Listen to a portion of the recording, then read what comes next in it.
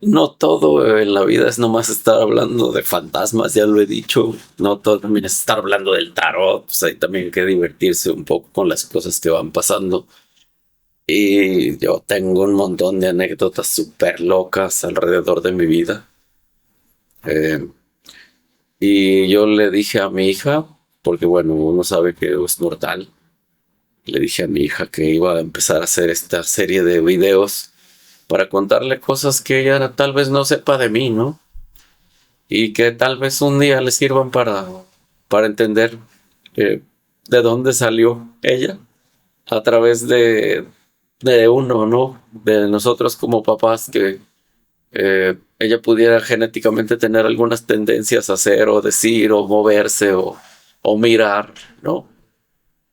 Ella me da mucho gusto ahora verla feliz con su novio este irlandés, que tiene un nombre que se escribe bien raro y se pronuncia Taig. Hola Taiga, ya te dije que te estoy vigilando. Y se me hace bien chido ver su cara de felicidad. Ella está muy lejos de acá y ahora ha estado posteando cosas todas amorosas y románticas y sus ojos y su sonrisa no tienen precio. Entonces, pues cabe platicar un poco de esa parte, ¿no? De anécdotas locas que luego te van llevando por caminos igual de locos o divertidos, bonitos. Y en esta ocasión, um, yo quería platicar de cómo la neta, las creencias te moldean la mente de maneras asombrosas, asombrosas. Eh, a veces el creer se convierte en una forma de pensar y el pensar en una forma de ser. El problema es en qué creemos y entonces qué resultados nos trae ese juego de creencias que tenemos y que establecemos en nuestra mente. La religión es un caso. El amor y la imagen que tenemos del amor, ya sea el amor romántico, que es el que normalmente ataranta más, eh, de pronto también se ve deformado por la cantidad de creencias que acumulamos y empiezan a definir nuestra manera de pensar. Si también a la vez sufrimos algunos traumas súper locos y esos traumas nos traen a lugares oscuros, pues también depende de que decidamos cambiar nuestras creencias, tengamos razonadas las cosas y en ese razonarlas poder distinguir las sombras de la oscuridad, el bien del mal, lo que es gracioso de lo que no es gracioso, muchas cosas, muchas cosas. Y, y bueno, mi hija se ha tardado mucho en elegir una pareja eh, y sé que algo le debe haber quedado de lo que escuchaba acá en la casa porque nosotros cuestionábamos mucho la religión. Mi mamá, y esta es la anécdota que me hizo llegar a esta reflexión. Mi mamá tenía la idea de que la religión era una gran herramienta y lo es para guiarte en algunas cosas de conducta y demás, eh, pero no lo es todo cuando en tu sistema de creencias no cuestionas las cosas. Yo lo que le decía a mi hija y siempre lo digo, no es lo mismo razonar la fe que nomás tener fe sin razonarla. ¿Por qué? Porque pues tú puedes creer cualquier cosa, ¿no? Puedes creer en lo que sea, pero compruébalo. Porque si no lo puedes comprobar, entonces estás perdiendo tu tiempo y a veces te puedes meter hasta en broncas con tu familia porque cuestionas su fe y la otra persona está muy aferrada a su fe, ¿no? Ahí es donde las creencias moldean tu pensamiento y tu pensamiento no te lleva a donde te tendría que llevar, que sería ser feliz. Sobre todo ser feliz. En este caso, pues a mí me da mucha risa que mi mamá pues nos pasó por el catolicismo no le llenaba a ella y entonces terminamos siendo testigos de Jehová. Así que imagínense a mí así niño, con mi corbatita, mi saco, mi portafolio lleno de atalayas y del Despertar, que era la otra revista, eh, y yendo a buscar a quien predicarle, tocarle su puerta y decir, oiga, sí sabe que el mundo se va a acabar y ahí viene el apocalipsis y aguas porque el juicio final y nomás va a haber 144,000 elegidos por Dios, por Jehová. Y pues aguas, porque Dios es amor. Y en el Antiguo Testamento Jehová es Jehová de los ejércitos y es celoso y vengativo. Entonces, ven ahí donde empiezan las cosas, ¿no? Cuando viene Jesús en el Nuevo Testamento dice, no, espérense, es que Dios es amor y yo soy el camino. Y en el otro Antiguo Testamento, no, pues Dios es bien celoso y puede destruir pueblos enteros, como que los egipcios, y les partió su madre y los ahogó y luego les echó 10 plagas y les mató a los primogénitos y les aventó langostas, les destruyó las cosechas, les llenó de, de sangre el río Nilo. Y entonces luego te dicen, no, es que Dios es amor. Ahí es donde entra esa parte, ¿no? De no emitir juicios. Si lo bajamos al trato entre las personas, pues güey, o sea, a veces no te conoces con la otra persona y si no te conoces con la otra persona, la otra persona puede tener un tic de hacerle así porque tengo un tic y tú piensas que te quiere pegar, ¿no? ¿Me explico? Entonces imagínense que cuando nosotros éramos los pequeños testiguitos de Jehová, somos 3 hermanos de mi mamá, tengo otras 2 hermanísimas queridísimas, mis 2 hermanas aparte.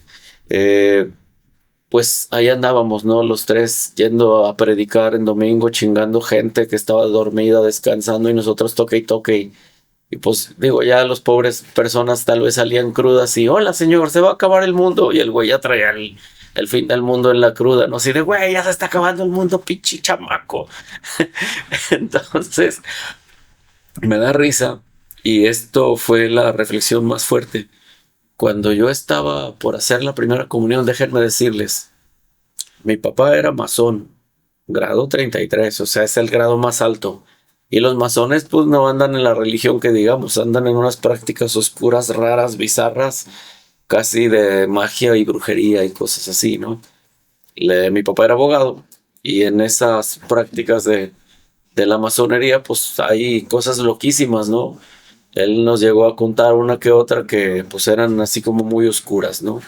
Él sabía manejar las energías y él no estaba de acuerdo en que estuviéramos en los testigos de Jehová. Socialmente, mi mamá decidió, y mi papá también, obviamente, meternos a un colegio de monjas. Entonces, imagínense, éramos como Clark Kent y Superman al mismo tiempo, pero con una tercera capa, ¿no? Porque era escuela católica de monjas, teníamos que ir a misa, saludar a la bandera. En los testigos de Jehová nos prohibían adorar a quien fuera, la Virgen, a quien sea.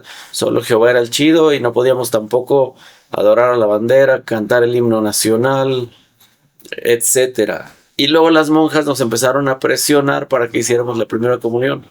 Y por otro lado, mi papá, cuando llegaba a la casa, que teníamos reunión ahí con las viejitas que nos iban a enseñar de la Biblia y de esos libros que llevaban, mi papá pasaba y les hacía unas caras de... y las asustaba a las pobres viejitas. De hecho, mi papá les decía testiculitos de Jehová. Y en aquellos tiempos que estaba la caricatura de He-Man, les decía testiculitos de He-Man. Entonces, esa era nuestra infancia que no entendíamos, ¿no? Y que nos iba moldeando hacia creer o no creer en Dios. ¿Quién es el bueno? ¿El de la católica? ¿Las energías de mi papá que en la masonería le enseñan? ¿O Jehová de los ejércitos que también es amor? Total que por presión social, porque eso es también muy fuerte, en la iglesia empezaron a fregar, las monjas también, de que teníamos que hacer la primera comunión. Yo ya tenía casi 11 años y creo que la primera comunión se hace a los 8. Entonces ya nos prepararon, nos sentaban y nos enseñaban cosas de la Biblia, que el catecismo se llama esa parte, para por fin comulgar y aceptar a Cristo, ¿no? Por el lado de los testigos de Jehová desmenuzaban la Biblia y no, esto no va así, lo que te acaban de enseñar, bórralo, no va por allí, no te lo aprendas, ¿cómo vas a hacer la primera comunión, señora Vicky? ¿Por qué está haciendo esto con los niños? Y mi papá, testiculitos de He-Man. Imagínense lo que era para nosotros. Y en lo particular, ya en mi caso, termino haciendo la primera comunión, ¿no? Ahí vamos al templo, los testigos de Jehová enojados, así como de, oh, no te juntes con esa chusma, porque tampoco nos bautizábamos bajo las leyes de los testigos de Jehová. Mi mamá pues tenía que hacer la gran fiesta y invitar a un puño de gorrones y bla, bla, bla. Pues ahí estamos en el templo, con unas camisas ridiculísimas de aquellos tiempos, que eran así como de holanes, que eran como telas así que flotaban aquí, como 4 o 5 tiras de telas así, que además eran horribles, horribles. Y luego a mi mamá le gustaban los colores rarísimos. Un color me acuerdo que se llamaba palo de rosa y era como un rosado pálido horrible. Yo uso camisas rosas, no tengo ese pedo, pero con holanes y con un pantalón así parecíamos cantantes de esos de los Temerarios o de los Ángeles Negros, de esos cantantes gruperos medio pedorrones. Bueno, debo decir que sí son buenos, los Ángeles Negros y los Terrícolas. Ahora ya lo entiendo, pero en aquellos tiempos era como la música como medio naca y a nosotros nos vestían con esos solanes acá, ¿no?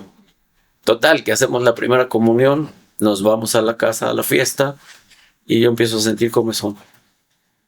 Y entonces le digo, mamá, me está picando, ya me puedo cambiar, ya me puedo quitar la corbata, etcétera, lo que traía puesto, el trajecito. Y mi mamá, a ver, déjate reviso. Santo cielo, esa tarde me detonó la varicela. Y entonces mi mamá, ¡oh! Está lleno de niños aquí. No. Vas para adentro, tú no sales, vete a tu cuarto y ahí enciérrate. Entonces mi fiesta de primera comunión me la pasé escuchándola desde mi cuarto y cómo se fue la gente empedando, cómo la música fue cambiando. Ya al rato era José José en lugar de música infantil. Las familias, los niños empezaron a quedar algunos dormidos, algunas parejas se fueron, la pedota continuaba. Ya mi papá hablando de filosofía, pues muchas cosas locas alrededor de las creencias de cada quien. Y en mis creencias se quedó que yo con cuál de todos había quedado mal, ¿no? Porque, a ver, Jehová me castigó por hacer la primera comunión en el templo de los católicos, o me castigaron los dioses de los masones, o qué fregados está pasando que ni mi puta fiesta pude disfrutar. Así que, neta, no le hagan eso a la gente, no, a sus niños no les metan creencias que luego entonces se convierten en cosas fijas que luego entonces como adultos no podemos funcionar bien, ¿no? Aprendamos a razonar y a no tener nomás fe ciega, sino, a ver, estoy viendo esto, ¿por qué? Aprendamos a cuestionar. Paulo Freire, un pedagogo ya de los 60 de esos tiempos, tenía un libro que se llamaba La pedagogía del oprimido. Y en ese libro justamente menciona que tú te vuelves un oprimido cuando otras personas con autoridad te depositan conocimiento y tú no lo puedes cuestionar. El que aprende nada más absorbiendo lo que le dicen, esto es a huevo así, esa persona va a ser muy infeliz si no cambia sus creencias y si no se vuelve un ser dialógico, que tiene diálogos y aprende, ¿no? Entonces, yo he estado pensando mucho al respecto de eso y tenemos que aprender a dialogar. Tenemos que aprender a entender las razones del otro. No quien tiene la razón, cada quien tiene sus razones. Así que bueno, los dejo con esta imagen de mí siendo un niño con corbatitas, su portafolio, predicando el fin del mundo. Imagínense eso.